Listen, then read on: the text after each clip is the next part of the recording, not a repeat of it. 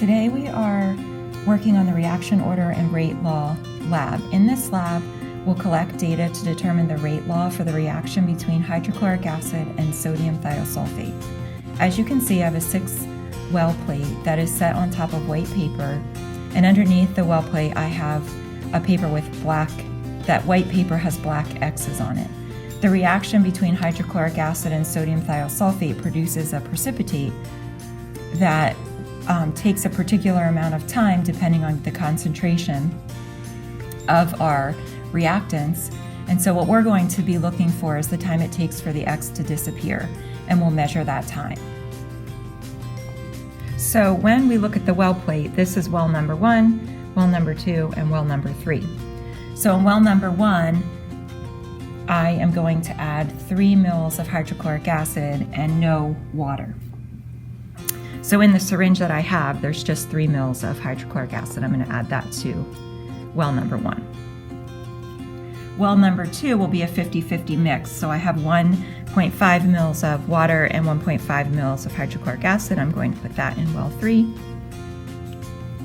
or well 2, sorry. And then in well 3, I have 2 mils of water and 1 mil of hydrochloric acid. So I've decreased the amount of hydrochloric acid in each well. This is also noted in the procedure portion of the lab handout. So there's a nice little diagram in there that you can use as well to remember what I added to each well. All the wells are now ready for the addition of 2 milliliters of sodium thiosulfate. In addition to filling the first 3 that you saw me fill, I also filled wells 4, 5, and 6 because I want to do 2 trials. So trial 1 will be in the top, trial 2 will be in the bottom. I'm going to go through trial 1 with you, record the data, show you the times on the stopwatch, and then I will do 4 through 6 and I'll record that data, and then I will show you the whole data table so you can record everything. I'm not going to show you wells 4 through 6, but I will give you the data for those. I think just seeing one a trial is fine so you know what is happening in the reaction. So as soon as I add the sodium thiosulfate, the 2 milliliters, I'm going to start the stopwatch, and we're going to watch to see when the X disappears. As soon as the X disappears, I'm going to stop the stopwatch and we're going to record that time.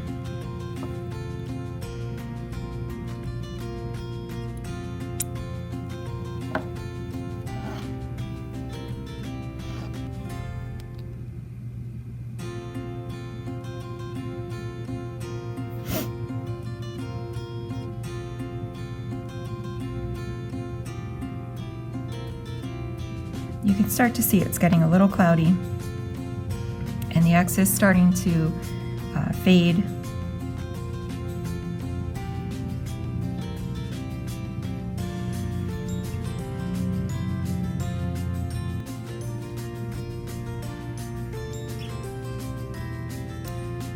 And now I'm adding to the second well plate.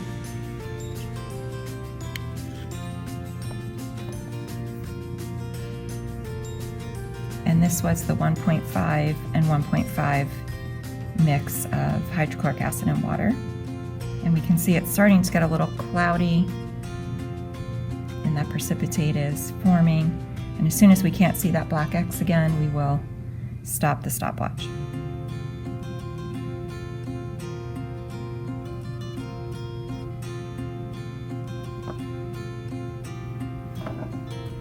And we have 37.42 seconds. Now we will do the third well.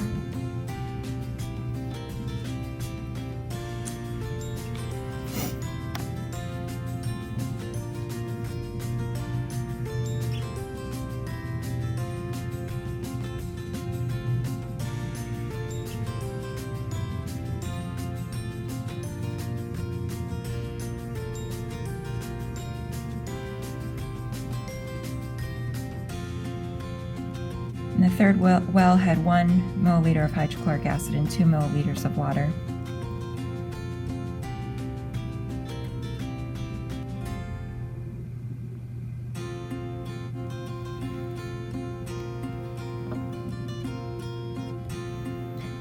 are at 41.96 seconds. That is trial 1. I'm going to stop the video and do trial 2, and I will record that data, and then I will show you the whole data table, and you can record the results of my second trial. Here are the data for trial 1 and trial 2, so you may want to pause the video so that you can collect this data into your data sheet, which can be found in the reaction order and rate law formative. Now we will change the concentration of sodium thiosulfate. So I've already put the correct amounts of sodium thiosulfate and water in each one of the wells on the well plate, and I set it up for 2 trials again. So in well number 1, I have 3 mils of sodium thiosulfate and no water. In well number 2, I have 1.5 mils of sodium thiosulfate and 1.5 mils of water. And in well number 3, I have 1 mil of sodium thiosulfate and 2 mils of water. And then I'm repeating that same thing in wells 4, 5, and 6.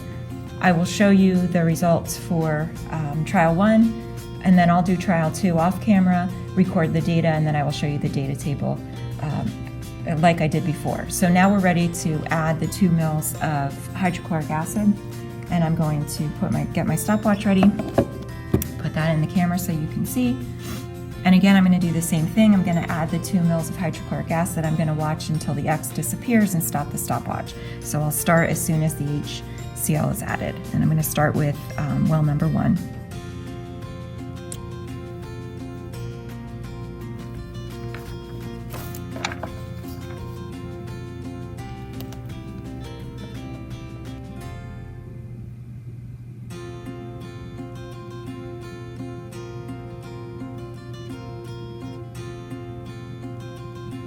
You can start to see the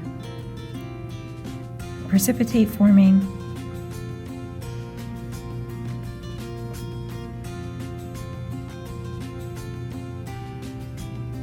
And the excess disappeared.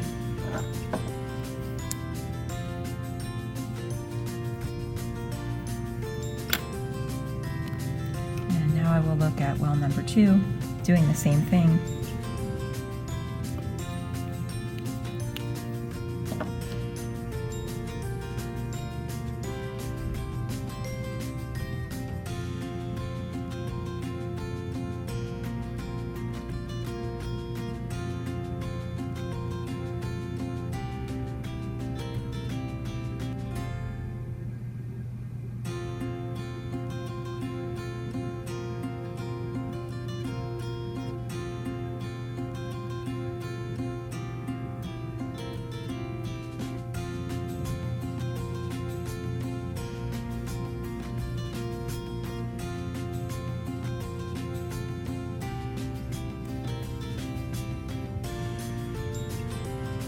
And our X has disappeared at 46.78 seconds.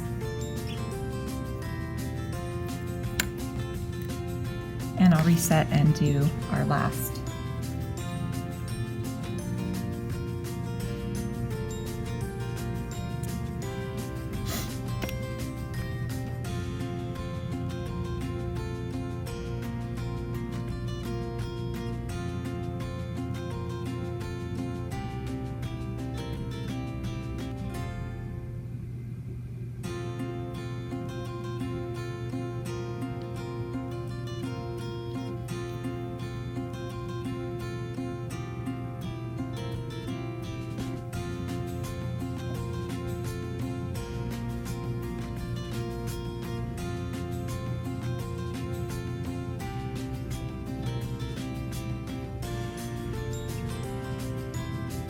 We're at 43 seconds, and we're just starting to see a little bit of precipitate form in that third one. Remember, this well had the least amount of sodium thiosulfate at 1 milliliter.